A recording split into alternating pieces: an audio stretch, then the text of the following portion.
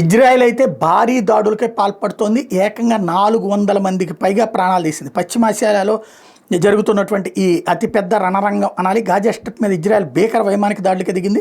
మంగళవారం తెల్లవారుజామున జరిగిన ఈ దాడులు 400 మందికి పైగా పాలస్తీనా వాసులు మృతి చెందారు.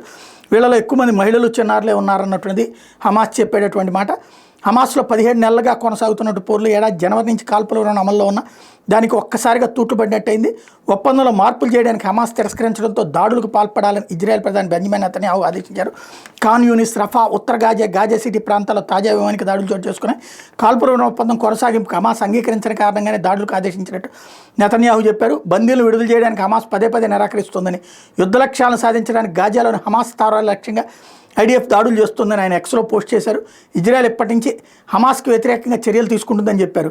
అటు ఐడిఎఫ్ కూడా దీని మీద ప్రకటన చేసింది. హమాస్ ఉగ్రమూటాలకు చెందినటువంటి ప్రాంతాలను లక్ష్యంగా చేసుకుని భీకర దాడులకు పాల్పడుతున్నట్టు చెప్పుకొచ్చింది. తూర్పు గాజాలోని ప్రజలు తక్షణం ఆ ప్రాంతాన్ని ఖాళీ చేయాలని ఇజ్రాయెల్ సైన్యం ఆదేశించింది. ఆ ప్రాంతంలో మరిన్ని దాడులు చేపడతామని హెచ్చరించింది.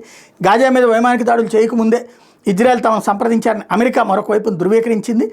తాజా పరిణామాలను హమాస్ తీవ్రంగా ఖండించింది. కాల్పుల విరమణ ఒప్పందాన్ని ఇజ్రాయెల్ ఉల్లంఘించి బందీల ప్రాణాల ప్రమాదంలో పడేసిందని పేర్కొంది. దీనికి మూల్యం చెల్లించుకోవాల్సి వస్తుందని హెచ్చరించింది.